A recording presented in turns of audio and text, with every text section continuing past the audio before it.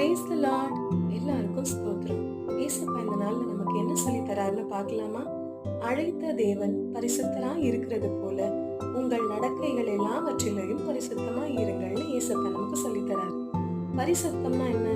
நம்ம எந்த விஷயத்திலையும் அடிக்ட் ஆயிடக்கூடாது, அடிமைத்தனப்படக்கூடாது. அது எந்த விஷயமா இருந்தாலும் சரி, நம்மளோட பரிசுத்தத்தை அது கெடுக்கும். அப்படி இருக்கக்கூடாது. நாசரேத்துன்னு ஊர்ல ஏசப்பா சின்ன பிள்ளையில இருந்து வளர்ந்து வந்தாரு. ரொம்ப மோசமான ஊரு, எல்லா கேடுபாடு உள்ள ஊரு. அங்கே ஏசப்பா பரிசுத்தமா வளர்ந்தாரு, பரிசுத்தமா வாழ்ந்தாரு. அவர் என்னப்பா கடவுள், அவர் வாழ்வாரு சொல்றீங்களா? இல்ல, மனுஷனா பிறந்து இந்த பூமியில அவர் மனுஷனை போலதான் வாழ்ந்தாரு, மனுஷனை போல வலிகள் அனுபவிச்சாரு. நம்ம மனுஷங்களா அவரை போலதான் இருக்கோம். நம்மாலையும் பரிசுத்தமா